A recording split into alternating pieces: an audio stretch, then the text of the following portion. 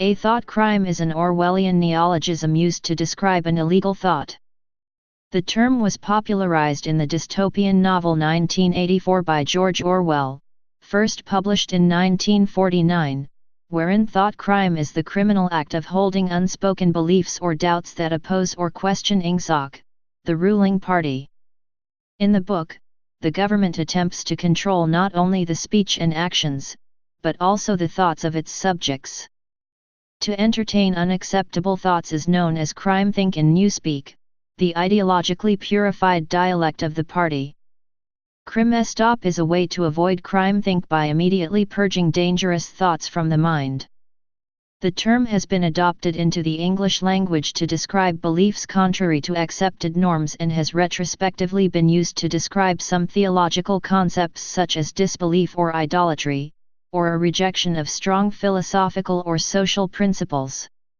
1984. The thought police, think Paul and newspeak, are the secret police of the novel 1984. It is their job to uncover and punish thought crime. The thought police use surveillance and psychological monitoring to find and eliminate members of society who challenge the party's authority and ideology.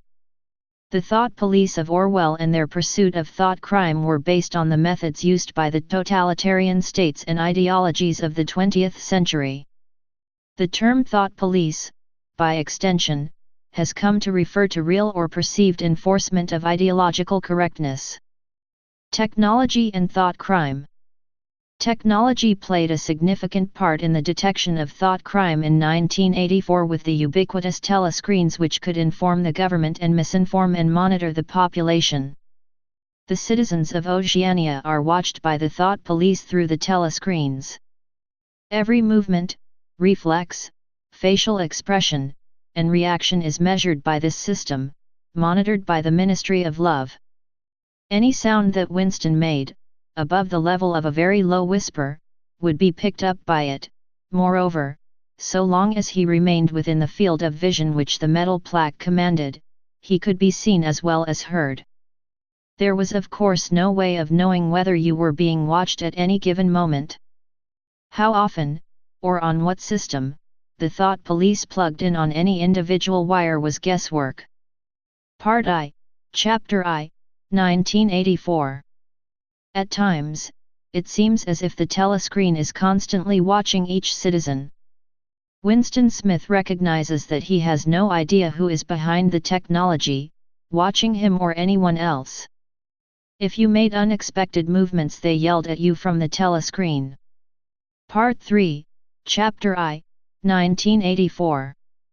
Because of this system of surveillance, the thought police and the Ministry of Love become universally feared by any member of the outer party or any one of the proles who is capable, or felt by the party to be capable, of thought crime.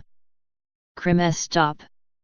Crime stop means to rid oneself of unwanted thoughts immediately, i.e., thoughts that interfere or disagree with the ideology of the party. This way, a person avoids committing thought crime. In the novel, we hear about crime stop through the eyes of protagonist Winston Smith. The mind should develop a blind spot whenever a dangerous thought presented itself. The process should be automatic, instinctive. Crime stop, they called it in newspeak. He set to work to exercise himself in crime stop. He presented himself with propositions. The party says the earth is flat, the party says that ice is heavier than water, and trained himself in not seeing or not understanding the arguments that contradicted them. Orwell also describes crime stop from the perspective of Emmanuel Goldstein in the book The Theory and Practice of Oligarchical Collectivism. Crime stop means the faculty of stopping short, as though by instinct, at the threshold of any dangerous thought. It includes the power of not grasping analogies, of failing to perceive logical errors, of misunderstanding the simplest arguments if they are inimical to ingsoc, and of being bored or repelled by any train of thought which is capable of leading in a heretical direction. Crime stop, in short, means protective stupidity. Adoption and modern usage. Some modern writers have described people who were prosecuted and burned at the stake for heresy in various countries that followed Abrahamic religions, as having been the victims of thought crime laws. Such victims would sometimes be offered the chance to repent for their thought crimes. Similarly, people who have been executed, or imprisoned in concentration camps during the 20th century in totalitarian regimes, such as Hitler's Third Reich, Germany, Stalinist USSR, Maoist China, and Cambodia under the Khmer Rouge have been described as being the victims of anti-thought crime laws. Thought crime has also been used to describe instances in which people are prevented from voicing opinions which are politically incorrect or which may potentially offend others. This prevention may affect speech, writing, and other forms of expression. Please subscribe and thanks for watching.